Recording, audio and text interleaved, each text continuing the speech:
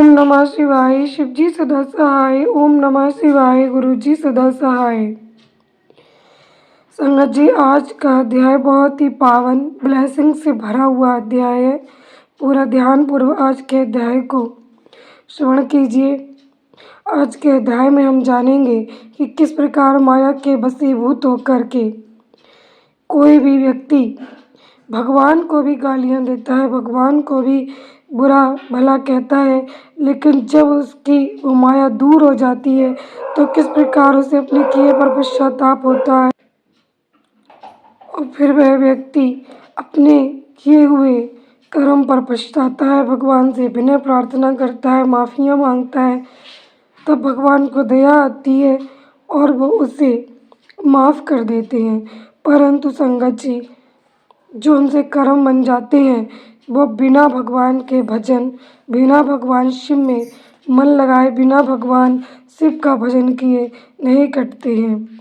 इसलिए भगवान शिव के भजन के बिना मनुष्य कर्म बंधन से मुक्त नहीं हो सकता। जय गुरु जी, शुक्राना गुरु जी। मैं हूँ गुरु जी की बेटी शिखा रानी और आप सभी सुन रहे शिवा शिव मोटिवेशन चैनल पर शिव महापुराण कथा। बने रहिए, पूरी अध्याय में अंत तक श्रवण कीजिए और एक बार पूरे भक्ति भाव से मेरे साथ ओम नमः शिवाय, शिवजी सदा सहाय, ओम नमः शिवाय मंत्र का जाप कीजिए। मन ही मन ओम नमः शिवाय का जाप करते हुए श्रद्धा प्रेम पूर्वक इस कथा को शांति पूर्वक सुनिए। नारद जी का भगवान विष्णु को क्रोध पूर्वक फटकारना और श्राप देना, फिर माया के दूर हो जाने पर पश्चाताप पूर्वक भगवान के चरणों में गिरना और शुद्धि का उपाय पूछना तथा भगवान विष्णु का उन्हें समझा बुझाकर शिव का मातम जानने के लिए ब्रह्मा जी के पास जाने का आदेश और शिव के भजन का उपदेश देना। सूत जी कहते हैं, महर्षियों, माया मोहित नारद मुनि उन दोनों शिव गणों को यथोचित श्राप देकर भी भगवान शिव के इच्छावश मोह निद्रा से जाग ना सके। वे भगवान विष्णु के किए हुए कपट को याद करके मन में दुष्ट क्रोध लिए विष्णु लोक को गए और संविदा पाकर प्रज्वलित हुए अग्निदेव के भांति क्रोध से जलते हुए बोले। उनका ज्ञान नष्ट हो गया था, इसलिए वे दुर्वचन पूर्ण व्यंग सुनाने लगे। नारद जी ने कहा, अरे तुम बड़े दुष्ट हो, कपटी हो और समस्त विश्व को मोह में डाले रहते हो। दूसरों का उत्साह उत्कर्ष तुमसे सहा नहीं जाता, तो माया भी हो, तुम्हारा अंतःकरण मलिन है।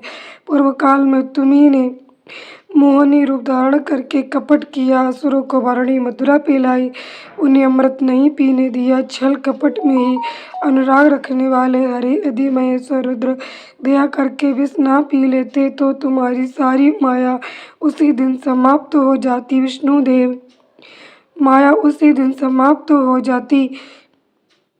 विष्णुदेव, कपटपूर्ण चाल तुम्हें अधिक प्रिय है। तुम्हारा स्वभाव अच्छा नहीं है तो भी भगवान शंकर ने तुम्हें स्वतंत्र बना दिया है।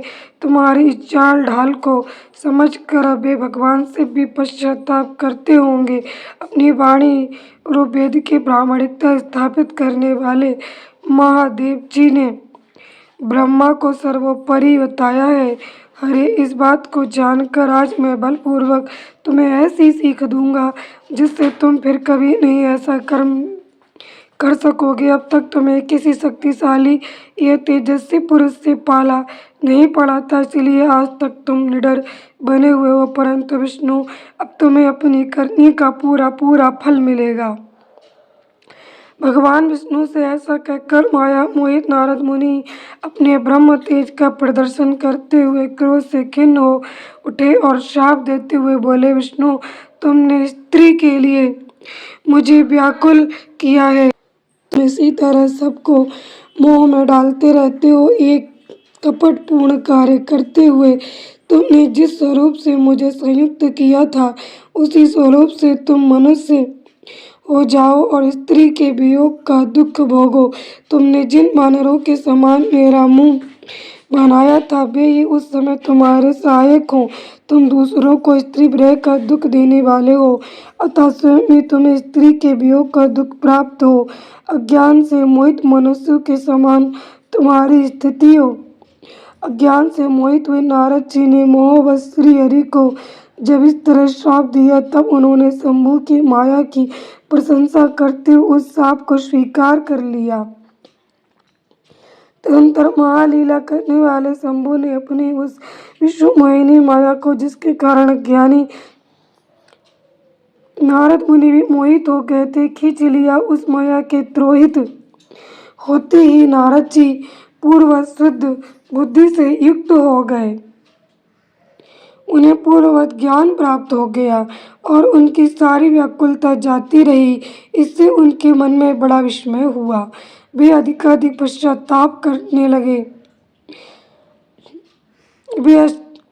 वे अधिकाधिक पश्चाताप करते हुए बारंबार अपनी निंदा करने लगे। उस समय उन्होंने ज्ञानी को भी मोह में डालने वाली भगवान शंभु की माया की सराहना की।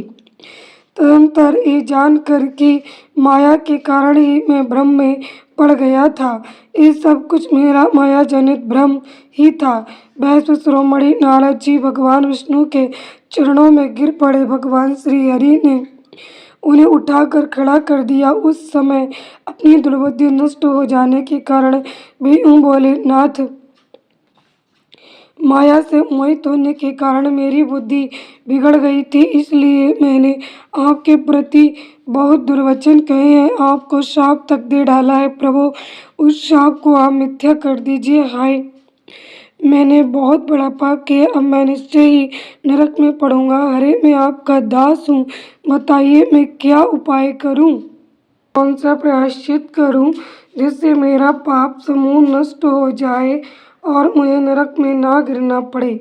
ऐसा कहकर शुद्ध बुद्धि वाले उन्हीं शिरोमणि नारद जी पुनः भक्ति भाव से भगवान विष्णु के चरणों में गिर पड़े।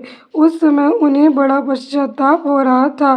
तब श्री विष्णु ने उन्हें उठाकर मधुर वाणी में कहा। भगवान विष्णु बोले, तात, खेद न करो, तुम मेरे श्रेष्ठ भक्त हो, इसमें संशय नहीं है।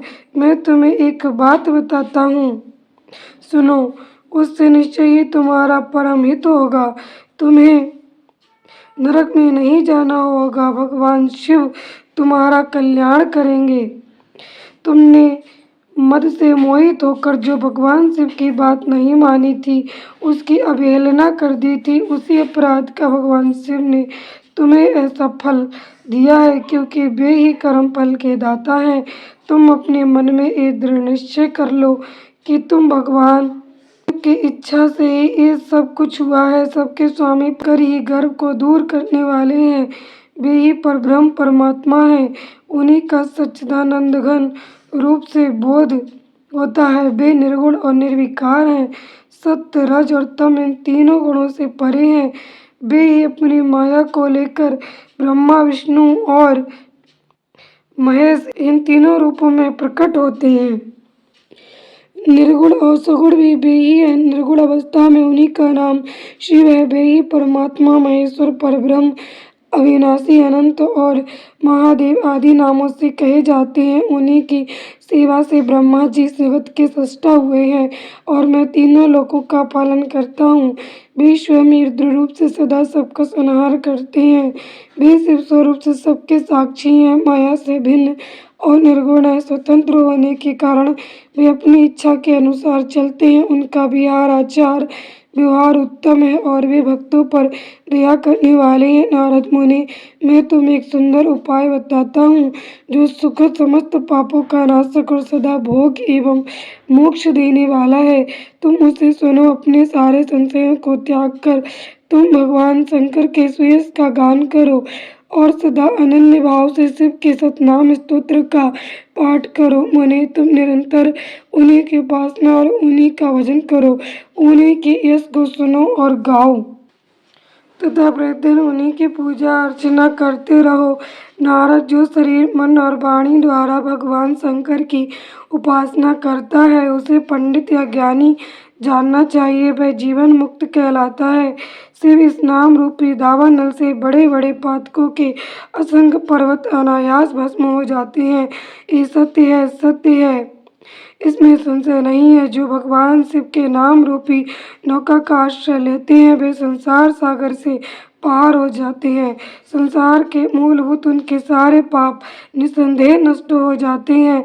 महामुनि, संसार के मूलभूत जो पातक रूपी वृक्ष है उनका शिव नाम रूपी कुठार से निश्चय ही नाश हो जाता है।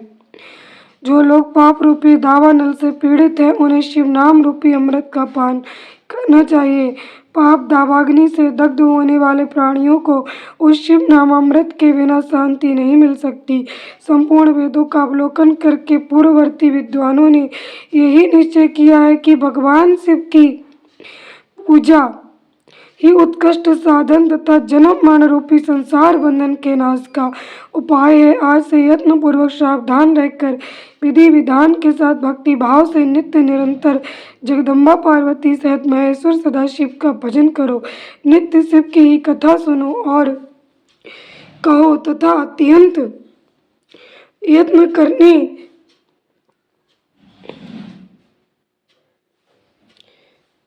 तथा अत्यंत यत्न करके बारंबार से भक्तों का पूजन किया करो। मुनि श्रेष्ठ, अपने हृदय में भगवान शिव के उज्ज्वल चरणारविंदों की स्थापना करके पहले शिव के तीर्थों में विचरो। मुने, इस प्रकार परमात्मा शंकर के अनुपम महात्म्य का दर्शन करते हुए अंत में आनंद वन काशी को जाओ। वह स्थान भगवान शिव को बहुत ही प्रिय है। वहाँ भक्ति पूर्वक विश्वनाथ जी का दर्शन पूजन करो। विशेषता उनकी स्तुति वंदना करके तुम निर्विकल्प संशय रहित हो जाओगे। नारद जी, इसके बाद तुम्हें मेरी आज्ञा से भक्ति पूर्वक अपने मनोरथ की सिद्धि के लिए निश्चय ही ब्रह्मलोक में जाना चाहिए। वह अपने पिता ब्रह्मा जी की विशेष रूप से स्तुति वंदना करके तुम्हें प्रसन्नता पूर्ण हृदय से बारंबार शिव महिमा के विषय में प्रश्न करना चाहिए। ब्रह्मा जी शिव भक्तों में श्रेष्ठ है। वे तुम्हें बड़ी प्रसन्नता के साथ भगवान शंकर का माहात्म्य और सतनाम स्तोत्र सुनाएंगे। मुने, आज से तुम शिवराधन में तत्पर रहने वाले शिव भक्त हो जाओ और विशेष रूप से मोक्ष के भागी बनो। भगवान शिव तुम्हारा कल्याण करेंगे। इस प्रकार प्रसन्न चित्त हुए भगवान विष्णु नारद को प्रेम पूर्वक उपदेश देकर श्री शिव का स्मरण वंदन और स्तवन करके वहां से अंतर्ध्यान हो गए। जय गुरु जी, शुक्राना गुरु जी, अनंतम शुक्राना। ओम नमः शिवाय। शिव जी सदा सहाय। ओम नमः शिवाय। गुरु जी सदा सहाय। संगत जी, आज के अध्याय में हम सब ने इस बात को जाना कि श्री भगवान शिव का नाम ही एकमात्र ऐसा नामामृत है जो कि हमारे सभी पाप रूपी समूह को नष्ट कर देने वाला है। जितने भी पाप हमने पूर्व जन्म में किए या इस जन्म में किए, और यदि अब हमने भगवान शिव की राह पकड़ ली है तो अवश्य हमारा कल्याण होगा और भगवान शिव का नाम हमें मोक्ष तक लेकर जाएगा। जय गुरु जी, शुक्राना गुरु जी। अगर आज की कथा से आपके हृदय में भक्ति भाव उत्पन्न हुआ हो तो एक बार कमेंट में ओम नमः शिवाय, शिव जी सदा सहाय, जय गुरु जी, शुक्राना गुरु जी अवश्य लिखें और अन्य सभी संगत परिवार, सभी से भक्तगणों तक ये कथा शेयर करें। जय गुरु जी, शुक्राना गुरु जी।